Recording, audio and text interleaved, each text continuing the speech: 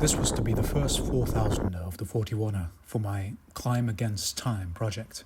Raghav, you are super committed to your craft, man. With us was our cameraman and cinematographer, Raghav, who has zero prior hiking experience, let alone a high-alpine tour. But that was supposed to be fine. He would stay at the hut to record B-roll and do recon. I'll be happy. If I make it, I'll be happy. We started late at 4:40 from the car park at 2,000 meters. Within about 3 hours we were at 2,900 meters, an okay pace considering the gear we were carrying.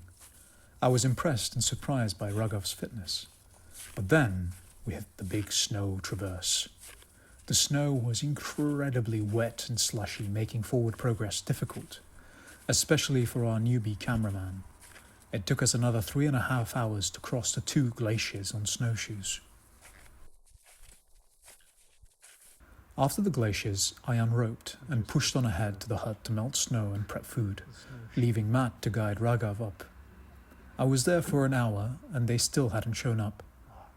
So I went back out to look for them. They were just below. Raghav lost his shoe, Matt called out. Raghav, can you tell us what happened? Fucked up, man. I almost lost the leg. Thank you.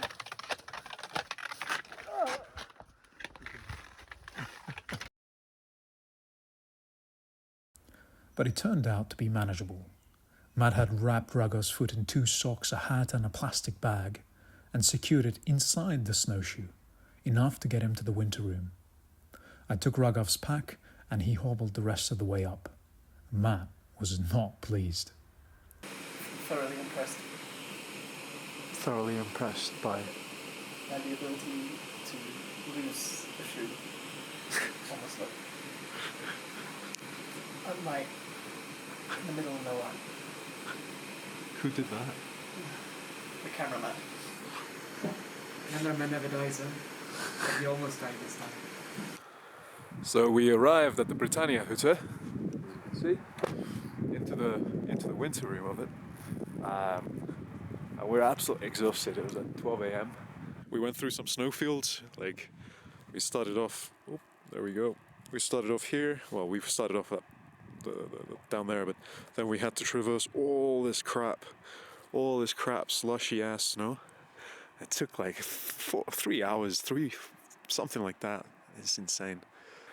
And so we decided to do Allalinhorn tomorrow morning, hopefully. This will be the first of the 41 peaks. This is our lovely, lovely accommodation.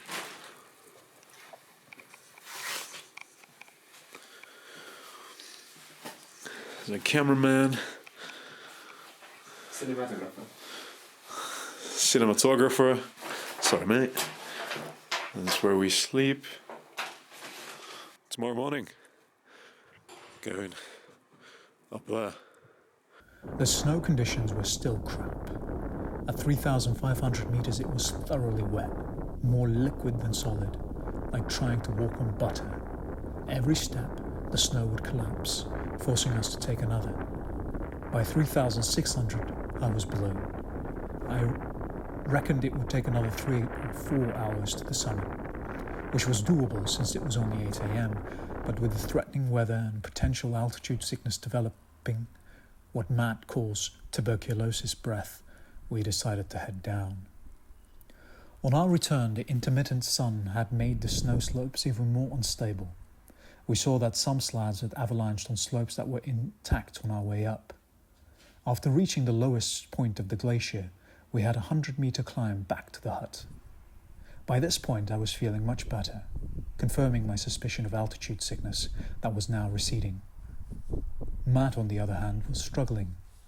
Just a couple of hours earlier and 600 meter higher, he was trying to pull me up the mountain like a Sherpa. Now, he looked like crap. He spent the descent complaining of nausea and imminent need to both barf and defecate. It was a long day. Matt's symptoms vanished as soon as he crammed the McDonald's meal down his throat and washed it down with a large Coke. For me, McDonald's did not have the same miraculous healing powers. The next morning, I woke up with the urgent need to release myself of Donald, something I had to do multiple times throughout the day. We had both gotten sick, likely from the melted snow. I suppose Raghav has superior immunity.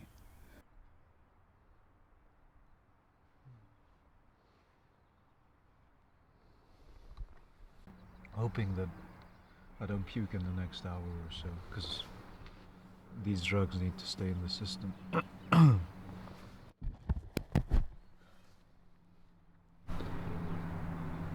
What went wrong? I don't know. I got sick. Either from someone at the hut or... yeah, I don't know. I tried to time my Yeah. immune suppressants with vomiting to make sure that they'd stay in my system. I can't afford to puke them out. I can't afford to lose this kidney. I'm now in the Netherlands recovering and feeling better.